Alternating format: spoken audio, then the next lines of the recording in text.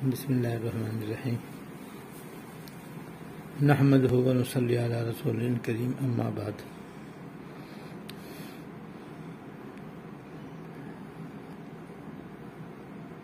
چار امام مشہور و معروف ہیں۔ حضرت امام اعظم ابو حنیفہ رحمۃ اللہ علیہ، حضرت امام مالک رحمۃ اللہ علیہ، حضرت امام شافعی رحمۃ اللہ علیہ اور حضرت امام احمد بن حنبل رحمۃ اللہ علیہ۔ چاروں امام برحق ہیں اور ان کی فقہ قرآن و سنت کے مطابق ہے اور صحیح ہے۔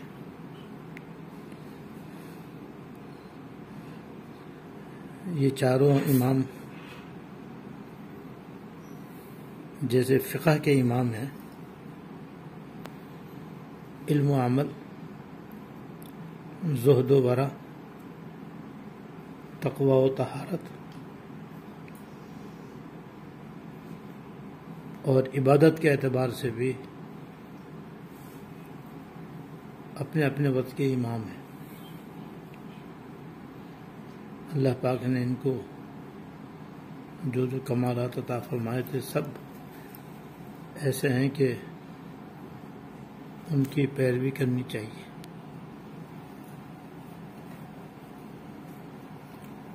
امام ابو حنیفہ رحمۃ اللہ علیہ کے ایک واقعہ، بندے نے ایک مرتبہ شیخ الاسلام حضرت مولانا مفتی محمد تقی عثمانی صاحب دامت برکاتہم کے بیان میں سنی تھی۔ ایک واقعہ سنا تھا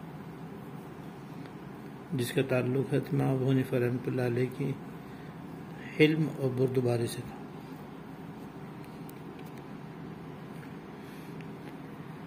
آپ کا حلم، تحمل، برداشت کرنا بھی مشہور و معروف تھا۔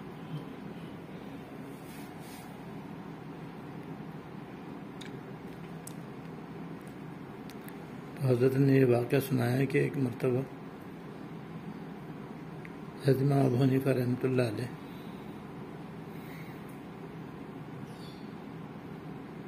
ظہر کے بعد آرام کرنے کے لیے حضرت کی ایک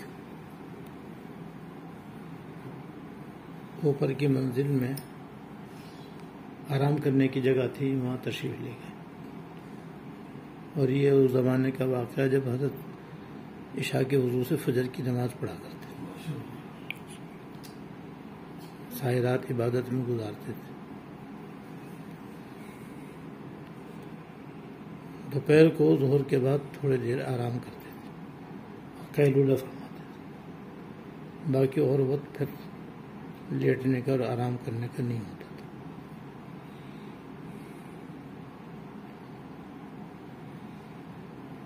تو ایک شخص اسی وقت آیا، اس نے دروازے پہ دستک دی۔ جبکہ حضرت جا کے تھوڑی دیر لیٹے ہی تھے کہ دستک ہو گئی۔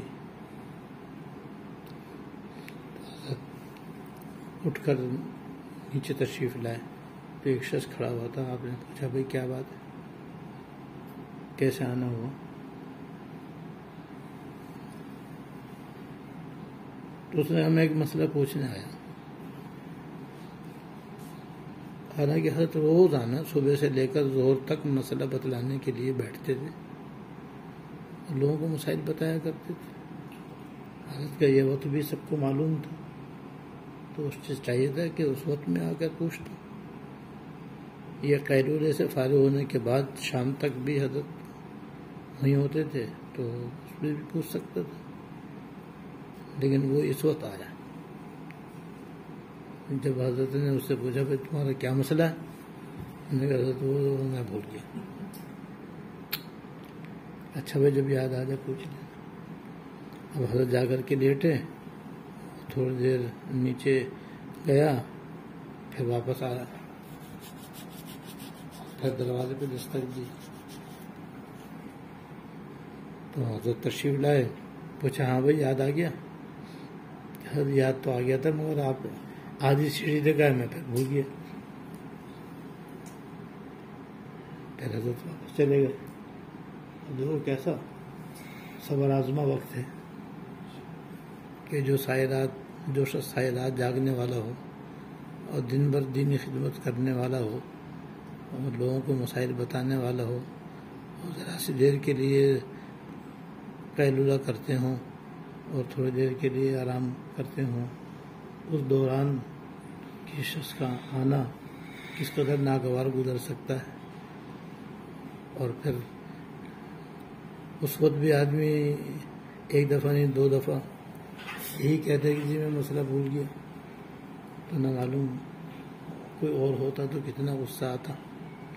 حضرت نے فرمایا اچھا بھائی جب یاد آئے تو پھر پوچھ لینا۔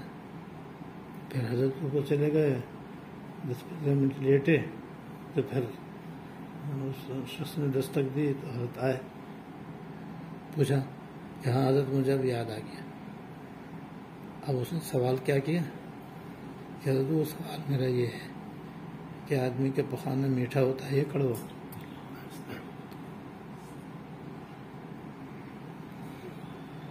آدمی کا پخانہ میٹھا ہوتا ہے یا کڑوا؟ فرمایا جب گیلا ہوتا ہے تو میٹھا ہوتا ہے، جب سوکھ جاتا ہے تو کڑوا ہوتا ہے۔ تب اس نے سوال کیا تو آپ نے چکھ کے دیکھا ہے؟ الیاذ باللہ، کتنی غصے کی بات ہے۔ اس نے کہا بھائی ہر بات کو یہ چکھنے سے تھوڑی معلوم ہوتی ہے، اللہ نے عقل بھی دی ہے، اس سے بھی آدمی کو بات چیزیں معلوم ہو جاتی ہیں۔ ہر بات کے جاننے کے لیے چکھنا ہی تو کوئی ضروری نہیں ہوتا۔ اور فرمایا کہ جب انسان کا پخانہ تازہ ہوتا ہے تو اس پہ مکھیاں بہت بیٹھتی ہیں، اور مکھیاں جو ہے وہ نمکین چیز پہ نہیں بیٹھتی، میٹھی چیز پہ بیٹھتی، اور جب سو جاتا تو کوئی مکھی نہیں بیٹھتی۔ اس سے معلوم ہے کہ اس میں کڑواہٹ آ جاتی۔ جب وہ یہ جواب لے چکا تو اب اس نے اصل صورتحال بتلائی۔ سب سے پہلے تو اس نے معذرت کی کہ حضرت میں نے آپ کو بہت ستایا، بہت تکلیف پہنچائی، میں پہلے تو اس کی معافی مانگتا ہوں، پھر میں بتاتا ہوں میں نے یہ حرکت کیوں کی۔ کہتے ہیں یہ حرکت اس لیے کی کہ میرا اپنے ایک دوست سے بحث ہو رہی تھی کہ حضرت سفیان ثوری رحمۃ اللہ علیہ زیادہ حلیم اور بردبار ہیں یا امام ابو حنیفہ رحمۃ اللہ علیہ زیادہ حلیم اور بردبار ہیں۔ میرا دوست کہتا تھا کہ حضرت امام ابو حنیفہ رحمۃ اللہ علیہ زیادہ حلیم و بردبار ہیں۔ میں کہتا تھا نہیں حضرت سفیان ثوری رحمۃ اللہ علیہ زیادہ حلیم و بردبار ہیں۔ ہم دونوں میں بحث ہو رہی، کہ میں ابھی تجربہ کر لیتا ہوں، حضرت امام ابو حنیفہ رحمۃ اللہ علیہ کے بارے میں ابھی جاتا ہوں اور ابھی تجربہ کر کے آتا ہوں۔ اگر وہ زیادہ حلیم ہوئے تو تم جیتے، میں ہارا، اور اگر وہ حلیم و بردبار ہوئے تو تم جیتے، میں ہارا۔ یعنی امام ابو حنیفہ رحمۃ اللہ زیادہ حلیم نکلے تو تم جیتے، میں ہارا، ورنہ میں جیتا تم ہارے۔ تو وہ میں اس لیے حاضر ہوا تھا، اس لیے میں نے ذہن میں سوچا کہ آپ کا یہ آرام کا وقت ہے، 2-3 مرتبہ میں آپ کو دوڑاؤں تو اندازہ ہو جائے گا کہ علم ہے یا نہیں، اور پھر سوال بھی ایسا کروں کہ جس آج تک کسی نے نہ کیا ہوگا، تو سوال ہی ایسا ہے کہ جس کو سن کر غصہ آئے، لیکن آپ نے تو اس پر بھی غصہ نہیں کیا، تو آج آپ نے مجھے ہرا دیا۔ یعنی میں اپنے دوست سے کے بعد مقابلے میں بحث میں ہار گیا، آپ جیت گئے، یعنی وہ جیت گیا۔ تو اس درجے کے حلیم و بردبار تھے۔ حضرت تھانوی رحمۃ اللہ علیہ نے بھی اپنے مواعظ میں حضرت کا حلم و بردباری کا اور صبر و تحمل کا ایک عجیب واقعہ لکھا ہے کہ ایک شخص نے بھرے مجمع میں حضرت امام ابو حنیفہ رحمۃ اللہ علیہ سے کہا کہ سنا ہے کہ آپ کی والدہ جو ہیں وہ بیوہ ہیں، میں ان سے نکاح کرنا چاہتا ہوں.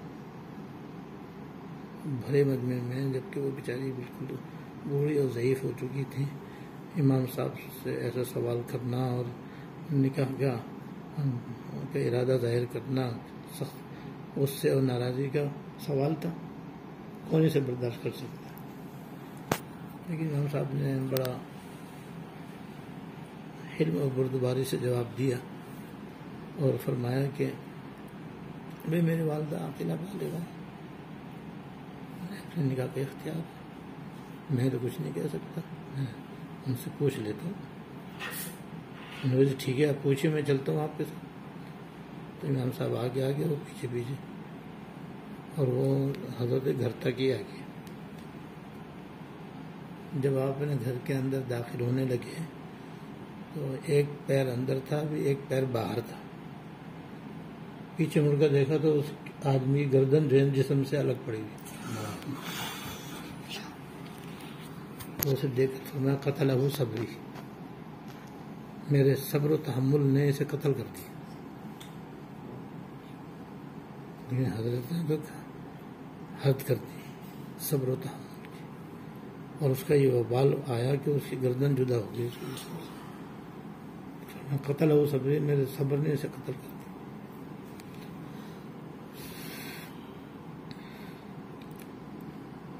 بہرحال حضرت امام ابو حنیفہ رحمۃ اللہ علیہ جیسے فقہ میں امام تھے، باطنی اخلاق و اعمال میں بھی امام تھے. کتنا ان کے اندر حلم تھا اور کتنی ان کے اندر بردباری تھی. تو یہ حلم و بردباری جو ہے یہ بڑا اونچا خلق ہے، یہ بہت اعلیٰ خصلت ہے، یہ جو ہر مسلمان کو اختیار کرنی چاہیے. اگر یہ ہمارے اندر پیدا ہو جائے تو سارے جھگڑے ختم، ساری لڑائیاں ختم، ساری حق تلفیاں ختم. سارے جھگڑے اس حلم و بردباری سے خالی ہونے کی وجہ سے. اس کے مقابلے میں غصہ، وہ ساری خوبیوں پر پانی پھیرنے والا ہے، اور غصے کے مقابلے میں حلم اور بردباری یہ سارے عیبوں پر پردہ ڈالنے والی ہے.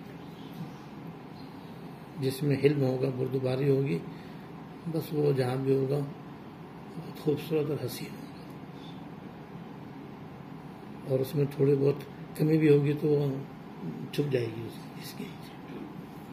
اور غصہ ایسا بدترین عمل ہے، عادت ہے کہ جہاں بھی ہوگی چاہے اس پر ہزاروں خوبیاں ہوں، لیکن ایک غصہ جو ہے نا اس کے ساری خوبیوں پانی پھیر دے گا.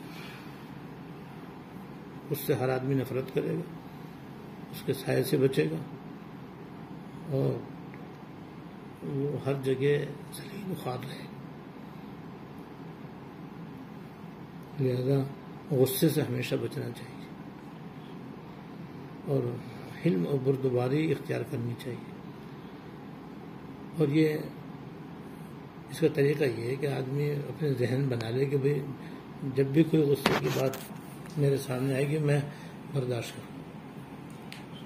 ذہن میں پہلے بٹھا کر کے بس پھر جب غصے کا موقع آئے تو اس کو یاد کریں کہ میں نے یہ طے کیا تھا کہ جب غصے کی کوئی بات ہوگی، غصے کا کوئی کام ہوگا تو میں غصہ نہیں کروں گا. اس وقت غصے کو برداشت کرنا آسان ہو جائے گا اور حلم اختیار کرنا آسان ہو جائے گا. بار بار ایسا کریں، جتنا کرتا جائے گا اتنا ہی اس کا غصہ قابو میں آتا چلا جائے گا اور حلم و بردباری پیدا ہوتی چلی جائے گی. اور ساتھ ساتھ اللہ تعالیٰ سے گر گڑا کے دعا کریں. حدیث میں یہ دعا ہے، اللہم اعنی بالعلم، یا اللہ علم کے ذریعے میری مدد فرما، وزینی بالحلم، اور حلم و بردباری عطا فرما کر مجھے آراستہ فرما دیجیے، واکرمنی بالتقوی، اور مجھے تقوی کے ذریعے باعزت بنا دیجیے، وجملنی بالعافیہ، اور مجھ کو عافیت دے کر کے حسین و جمیل بنا دیجیے.